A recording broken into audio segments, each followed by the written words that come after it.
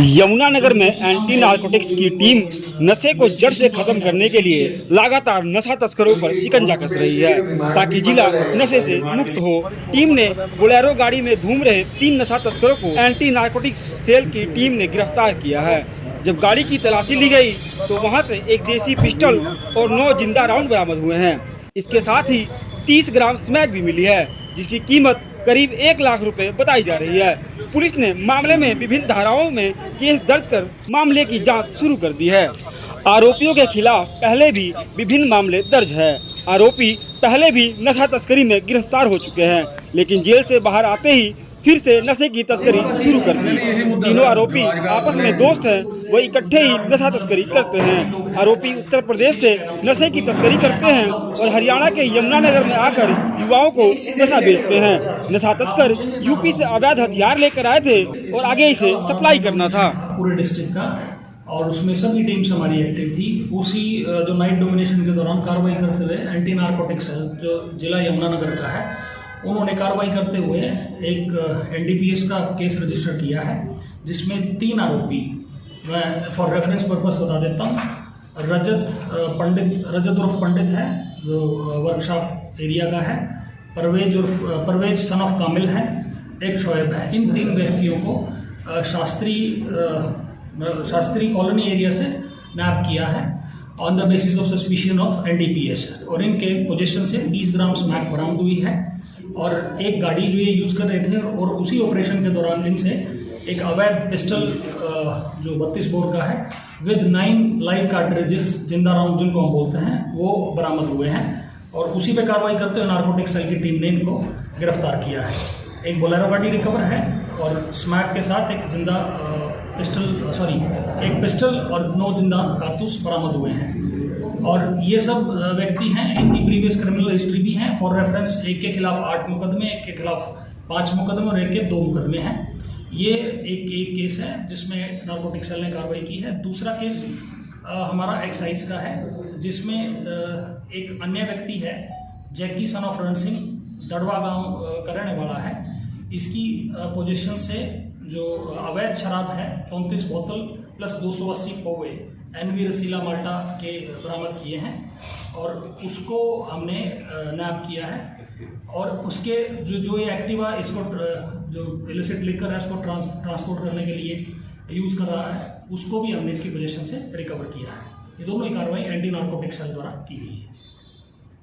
Sir, जो 3 smack में पकड़े हैं इनकी मुकदमे हैं मैक्सिमम। जैसे अगर मैं परवेज सन ऑफ कामिल की बात करूं, उसके ऊपर पहले एनडीपीएस के मुकदमे भी हैं, और इसके अलावा झगड़े के मुकदमे भी हैं। इसमें इसी तरह के नेचर के मुकदमे इनके ऊपर पहले हैं, और ये मतलब वहाँ से बेल आउट होकर दोबारा काम कर देते हैं। तो उसी एक हमारे पास इनपुट था, उस इनपुट को हमने जो इस पर कार्रवाई की, तो ये इनकी पोजीशन से 30 ग्राम स्मैक रिकवर हुई। ये सर तो ये जो लोकल एंड स्पेशल लॉ है जी, उसमें हमारा इंटेलिजेंस का चैनल बड़ा कामयाब रहता है, और जो इनपुट मिलती है डोमिनेशन भी, विदाउट डोमिनेशन भी अगर आप देखोगे तो every 3rd day there is a case from ANC cell, anti narcotic cell की, प्लस हमारा HSNCB का भी है।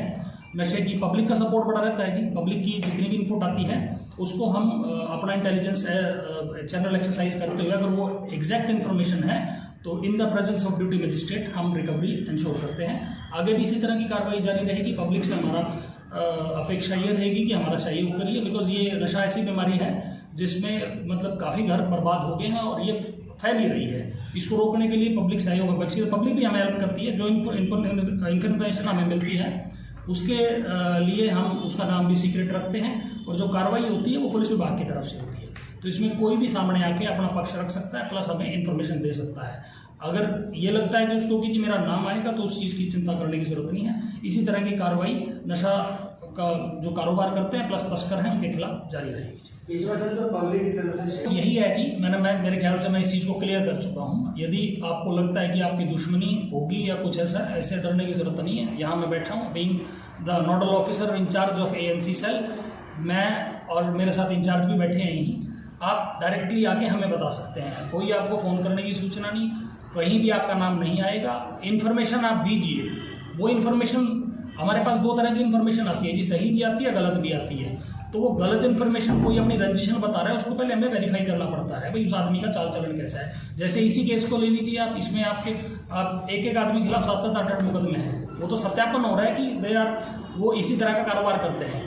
और फिर हम ऐसा भी है कि एक्सरसाइज करते हैं कि अपना कंपाउंड सर्च करते हैं, कई बार कोई रिकवरी नहीं भी होती है, और अगर इन्फॉर्मेशन सच्ची है तो रिकवरी भी होती है, कार्रवाई भी होती है, in presence of duty magistrate होती है। तो कोई डरने घबराने की जरूरत नहीं है। कोई भी सामने आके अगर लगता है कि भाई पुलिस नहीं करती तो मैं बैठा हूँ जी, मेरे से मिलिए, माननीय पुलिस अधीक्षक महोदय हैं, आप उनको इन्फॉर्मेशन दीजिए, उसका नाम कंप्लीट सीक्रेट रखा जाएगा। सर इनके कोई और मेंबर भी हैं? तीनों संलिप्त रहते हैं और अभी इनको फर्दर इनसे पूछताछ जारी है, और जो चीज़ सामने आएगी वो during course of investigation plus interrogation वो क्लियर कर दी जाएगी। ऑनरेबल कोर्ट में इनको प्रोड्यूस करके इनका रिमांड सीक किया जाएगा, और वो ऑनरेबल कोर्ट का प्रेरोगेटिव है कि रिमांड में कितना मिलता है। ये इस तरह का जो पुलिस के 2 काम होते हैं जी, प्रिवेंशन एंड डिटेक्शन का। प्रिवेंटिव कार्रवाई तो हम करते रहते हैं, जैसे अपना जो अवैध वगैरह ये पकड़ते हैं ताकि ये किसी भी इलीगल क्राइम में यूज़ ना हो। फिर भी ये लोग मतलब क्राइम है तभी पुलिस एक्टिव रहती है जी, और धन्यवाद उन लोगों का भी रहता है जो इस तरह की इनपुट देते हैं जी। सारा पुलिस का इंटेलिजेंस का channel with the help of public support ही होता है। तो अगर इस तरह के कोई लोग हैं उनके खिलाफ कार्रवाई हो भी रही है, आगे भी जारी रहेगी। हम ऑनरेबल कोर्ट से भी अगर ये इंश्योर करेंगे कि अगर इन्होंने कोई इलीगल अपना प्रॉपर्टी एक्वायर कर रखी है जो डिस्प्रोपोर्शनेट एसेट है इसी नशे की कमाई से, वो भी हमारे रडार पे है। अगर कोई हमें ऐसी चीज़ हमारे नॉलेज में आती है तो उस संबंध में भी कार्रवाई जारी रहेगी। ये चीज़ मतलब स्पेसिफिक मैं आपको इनपुट नहीं दे पाऊंगा, बट हम मतलब कई लोग ऐसे हैं जो जिनके खिलाफ काफ़ी क्रिमिनल हिस्ट्री है, जिनके केसेस ज़्यादा हैं और जो रिपीट ऑफेंडर्स हैं इस तरह के, और उन द्वारा कोई अवैध संपत्ति इसी रेफरेंस में, इसी काली कमाई से अगर अर्जित की गई है तो उसके लिए भी हमारे जो कंसर्न अथॉरिटीज़ हैं उनसे पत्राचार जारी है। और अगर वो उसका फुल प्रूफ हो जाता है कि भाई ये इसी से है तो उसमें जो जायज़ कार्रवाई होगी वो कार्रवाई होगी। सर मेरा एक सवाल है, जनता के अंदर एक भय है कि पुलिस को यदि हम बताते हैं तो हमारा नाम ओपन हो जाता है और हमारे को कोई ना कोई हमारे साथ 19-20 बात हो जाती है। ये जनता का भय क्यों नहीं दूर होता सर? और मैं आपको एक प्रूफ के साथ बोल सकता हूँ कि खुद जितने वहीं पे पड़े भी हुए हैं, वो भय उनको डर लगता है पुलिस को बताने में। ऐसा क्यों हो रहा है सर? देखिए क्या उस चीज़ को मैं क्लियर कर देता हूँ कि आप जो बात कर रहे हैं इसमें NDPS में 2 तरह के व्यक्ति होते हैं। एक तो विक्टिम्स होते हैं जो नशा की आदी होते हैं, उनके लिए रिहैबिलिटेशन कैंप्स हैं। कुछ इस तरह की कार्रवाई हमारे द्वारा भी अमल में लाई गई थी। हमने इनका जो अध्यात्म कैंप हमने भी 22-21 दिन का शुरू किया था, उनको उस नशे की गर्द से बाहर निकालने के लिए। That is 1।